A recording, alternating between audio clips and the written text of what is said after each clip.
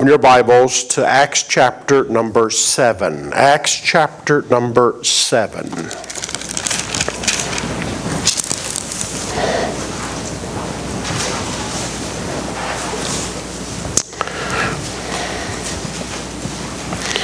And, well, you know what? We probably will need to go back to chapter 6. As you remember, in verse number 5, Stephen is among the men that are chosen to be deacons. Down to verse 8 of chapter, did I say 5? Chapter 6, I'm sorry.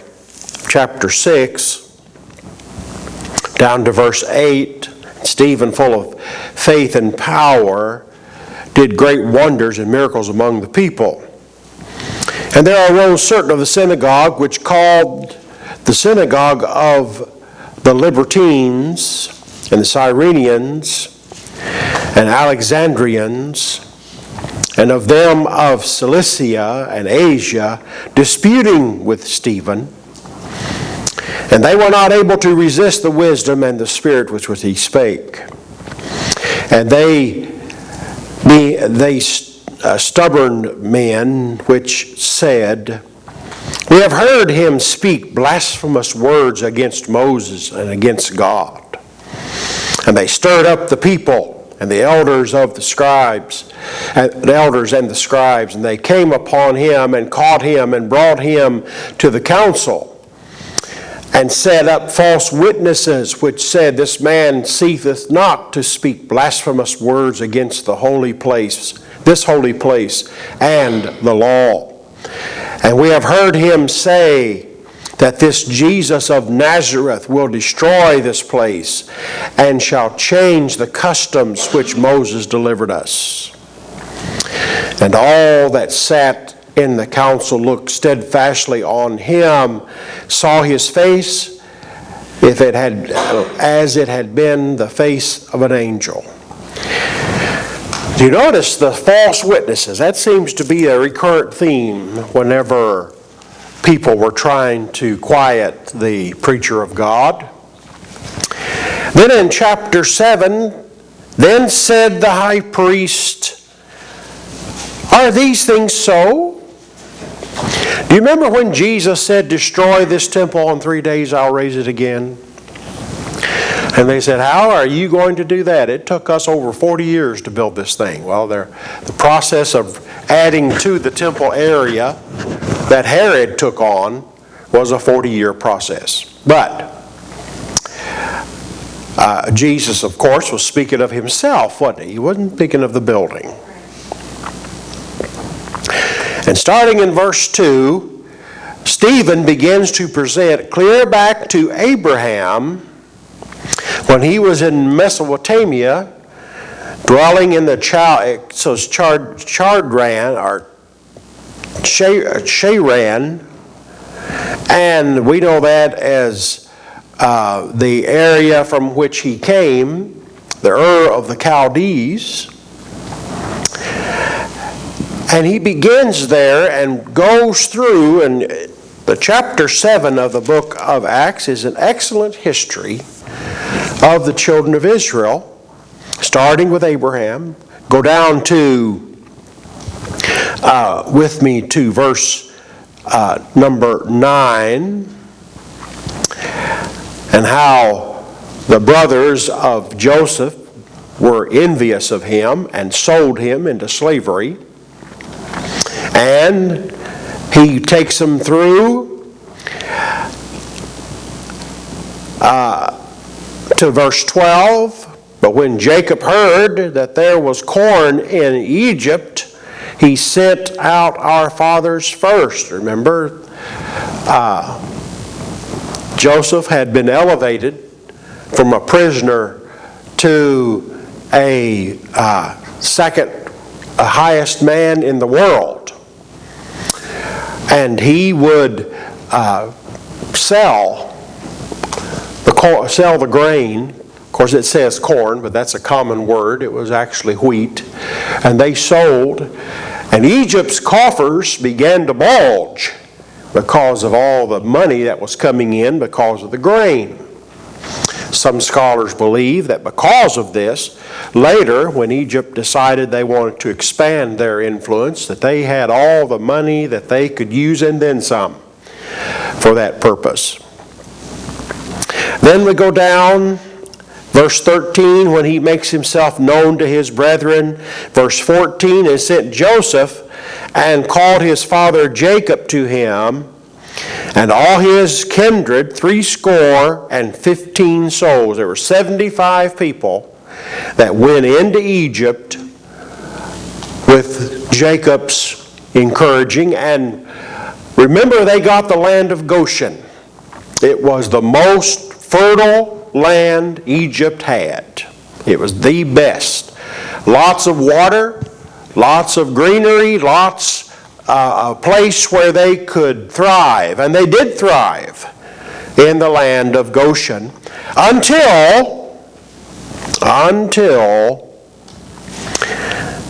a Pharaoh, go down to verse number 18, till another king arose, which knew not Joseph. Now here I want to let's be reminded that everywhere in Egypt, for those 14 years, there was the name of Joseph everywhere, or his Egyptian name would be placed everywhere. Okay? And the inner circle would know him as Joseph, and his family knew him as Joseph. So, it wasn't that the Pharaoh was ill-informed. It was the fact that he knew not Joseph. He chose to have Joseph's name scratched from the records, removed from everywhere. And that is not uncommon, by the way, for rulers to do so. And in verse 19, and the same dealt subtly with our kindred, and evil entreated our fathers, and cast out their young children to the end that they might not live. You remember that the children of Israel kept talking about a deliverer, a Messiah, that would take them back to their promised land. The time. Look at verse 17. But when the time of the promise drew nigh, which God had sworn to Abraham, the people grew and multiplied in Egypt, till another king arose, which knew not Joseph, till the time. Okay? Now in Genesis chapter 15, verse 13 through 15, you will find the record of God telling Abraham that his children are going to a strange land and they're going to be there 400 years. That's how long they were, weren't they? Well, this is talking about toward the end of that time, when there began to be a lot of talk about a deliverer. Pharaoh orders the midwives to kill every male child that's born, which they refuse. So did he not send the army in to take care of those male children? And Moses, his mother, Jochebed, hid him for 3 months. And finally, she couldn't hide him any longer, and she put him in a basket of bulrushes and sent him down the Nile. Isn't it amazing how God's hand is seen and even in the most terrible tragedy? So Pharaoh's daughter, wasn't it? Found him, took him, raised him, and he was raised in the best of everything. Called him Moses. Moses is a Gentile name, and it means drawn from the water. And he kept that name, didn't he? There's no record of him having a Hebrew name, but he had an Egyptian name, and Moses was the Egyptian name he was given. Now, in verse 22, and Moses was learned in all the wisdom of Egypt, and was mighty in words and in deeds.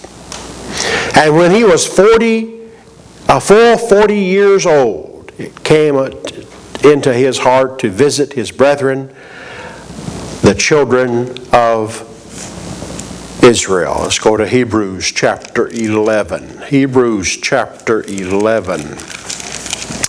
And down to begin with verse number 23 of Hebrews 11.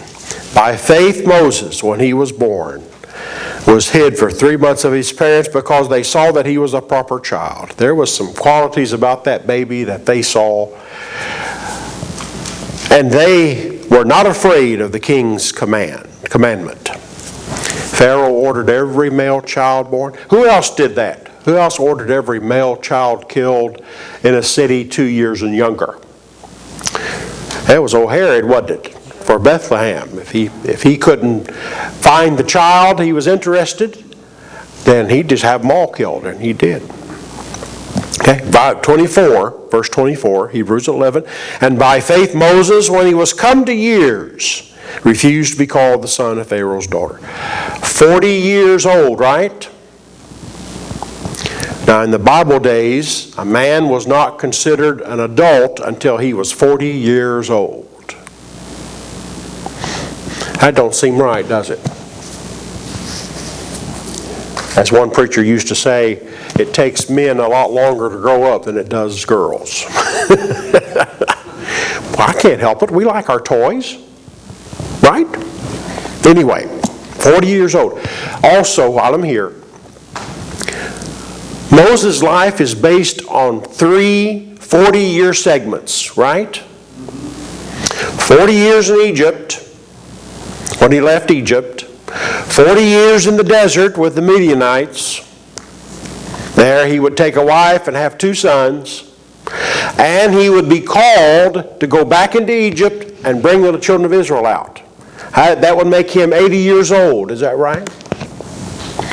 Then 40 years of leading the children of Israel back to the land of Canaan. And he was not allowed to go in, but he was allowed to see it. So he was 120 years old. And in Deuteronomy, the last few verses of Deuteronomy, doesn't it tell us that he was 120 years old and his physical life was not abated? He was in very good health for 120 years old. Okay? On the news, they showed this couple that were 96 years old, him and her both 96 years old, and they got married. You know, I thought they looked pretty good for 96. All right? So, Moses now refused to be called the son of Pharaoh's daughter. Verse 25, choosing rather to suffer affliction with the people of God than enjoy the pleasures of sin for a season, esteeming the reproach of Christ greater riches than the treasure in Egypt, and he had respect unto the recompense of the reward. He saw something beyond Egypt, and he would be the one that would bring the law. He would be the one that would lead Israel to the promised land. He would be the one that would grow angry because they had made a golden calf, the base of Mount Sinai. My goodness. All right, I'm back to Acts chapter 7 again.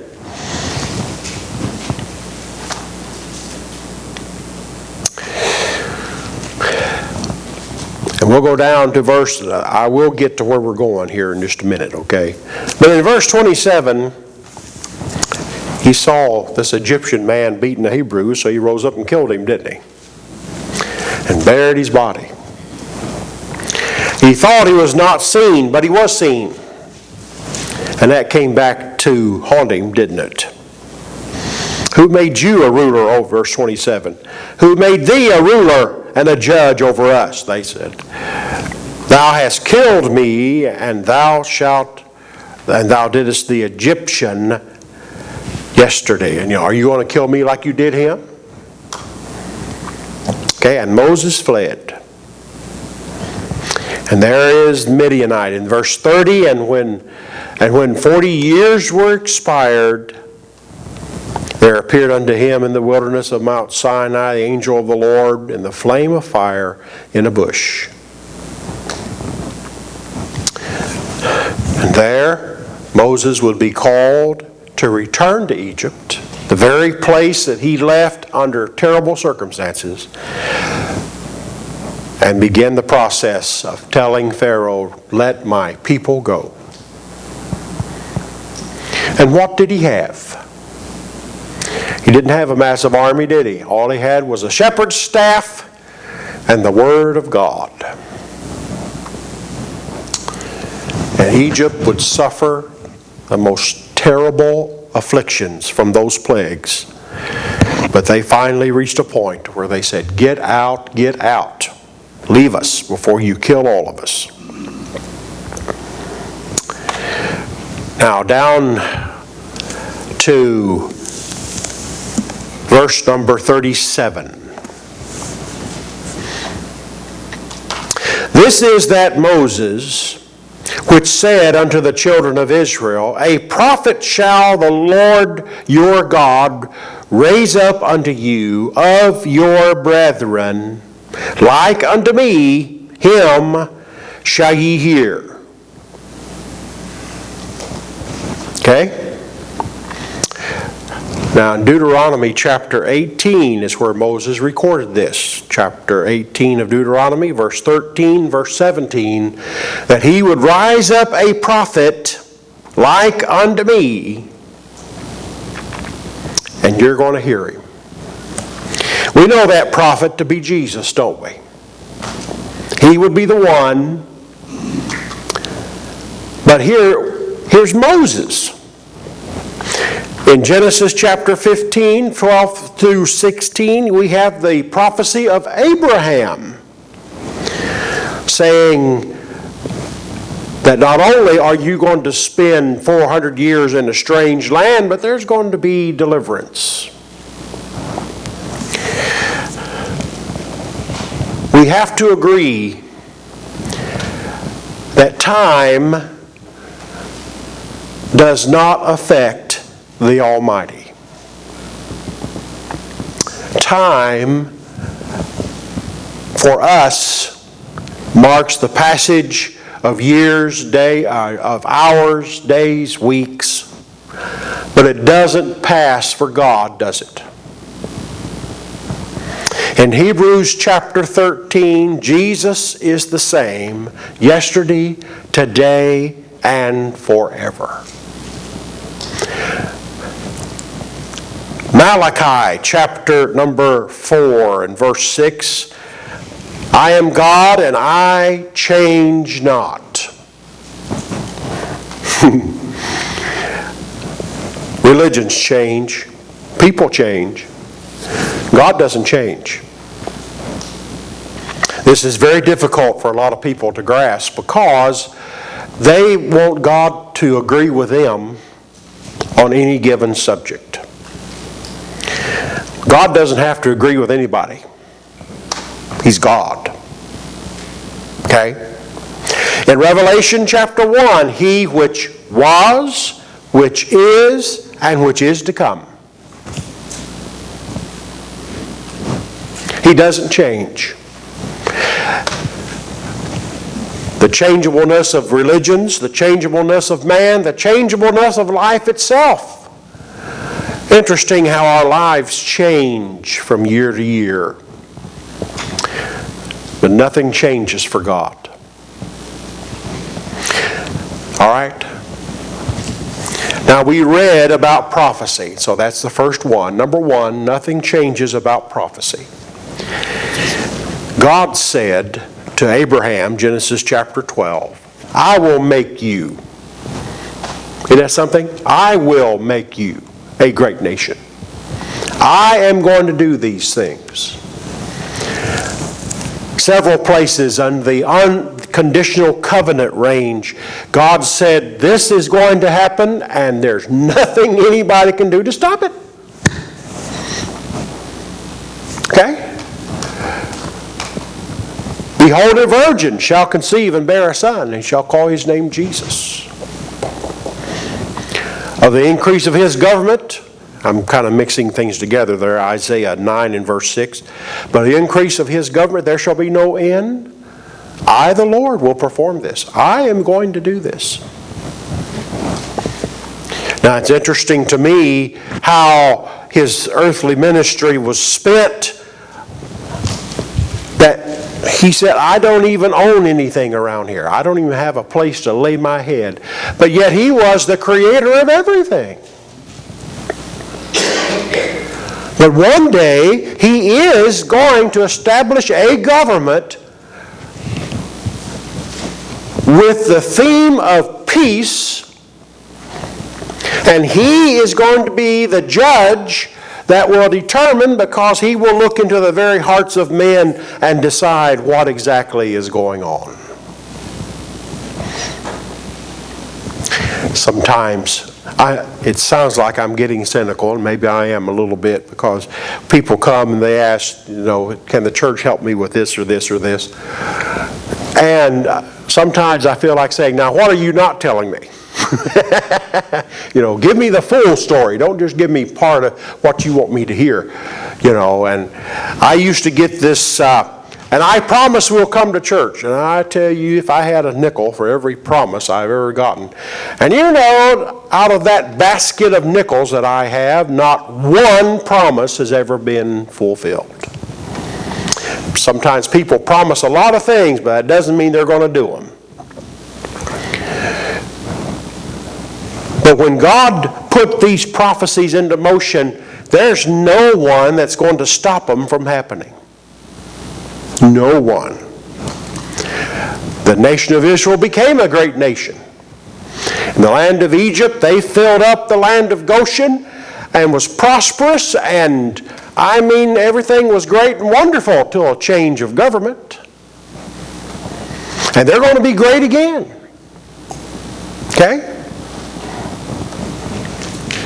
And one day he's going to fulfill the promise of a land of the promised land, and he's going to divide 12 parcels off of that land. And beloved, God's prophecies will not stop. Now we come to the New Testament. Jesus said that the temple was going to be destroyed, not one stone left on another. And that happened, didn't it, in 70 AD. So God's promises and prophecy. He told Abraham, you're going to be in a strange land for 400 years, and that's exactly what happened. He told Moses, he's going to raise up a prophet from among you. Okay? In particular, it would be the tribe of Judah, wouldn't it? The Lion of the tribe of Judah. And out of Judah, he would go to Bethlehem, and there would be born the Savior, making him a descendant of David and the rightful king of Israel, because God's prophecies are unequal. We can say, well, I'm going to, in 5 years, I want to do this, I want to do that. I remember a preacher asking me, where do you want to be in 5 years? I said, I want to be with the Lord in heaven. What do you think? He just kind of looked at me. Well, he was making plans for where he was going to invest his money and what things he was going to have. And he turned around and had 5 children. And so that all blew out of the water after that. So sometimes our plans just don't work out. But when God makes a promise, that is it. That when God prophesied, when the Lord gave these men to prophesy that this is going to happen, it's going to happen. Okay? So he does not change in prophecy. He doesn't change in promises. Has God ever failed to keep a promise? Well, if we can find one, then we're in trouble, aren't we? Okay? I don't know how many books there are, but there are gobs of books about promises. But there are some parameters about promises, aren't there? Not all promises apply to me. Not all promises apply to everybody. But there are those who do apply to me, and there are those who do apply to others, and for those we are most grateful, because His promises are true. The song says, "Standing on the promises of Christ, my Lord." And we most certainly are. So His prophecies don't change. His promises don't change. His declarations don't change. This, "Whosoever shall call upon the name of the Lord shall be saved." That was given to Paul for the Romans, wasn't it? Jesus Himself said, "God so loved the world that He gave His only begotten Son. Whosoever believeth in Him should not perish, but have everlasting life." 5:24, "Shall not come into condemnation," of John 5:24, "shall not come into condemnation, but is passed from death unto life." Nothing in the world. Of course, for those who believe that salvation is a personal thing, that is, they have to work to have it, work to keep it, so they can live with it or have it when they die, then they're not trusting in the Lord for salvation, they're trusting themselves. And I think they'll be disappointed, because our sin nature is not going to let us have a free ride.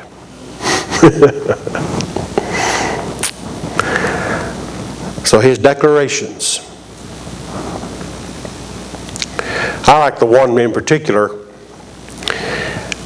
that the devil is going to be bound one of these days and locked away and eventually cast into the lake of fire and brimstone forever.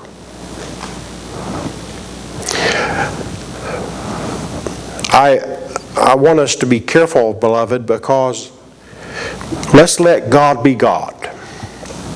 Let's not try to bring Him down here or make Him think like we do. He doesn't have to do any of that. He's God.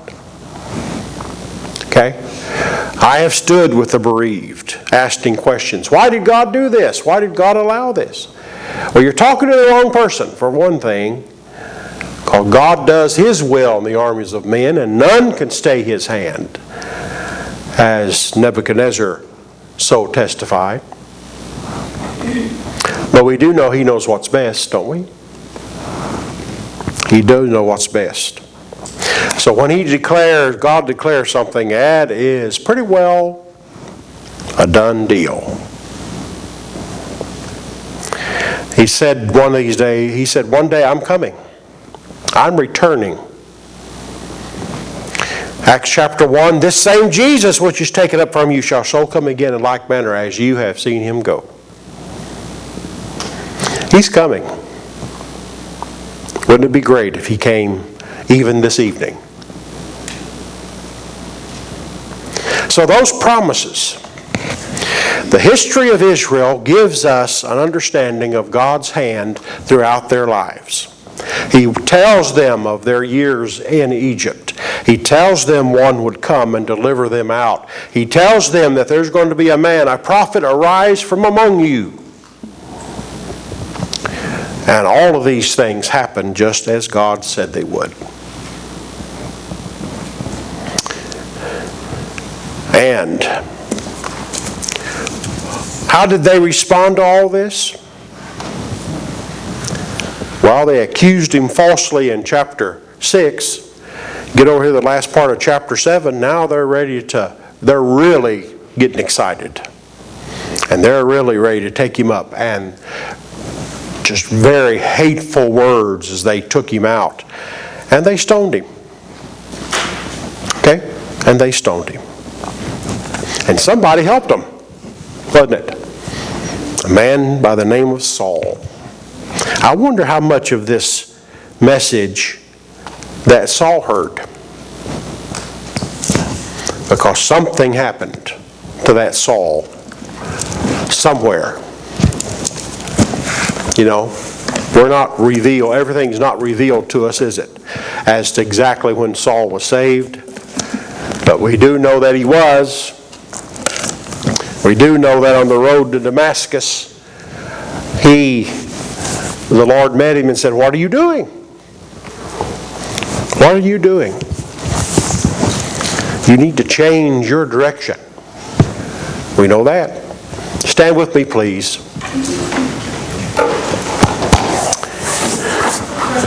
I mentioned something.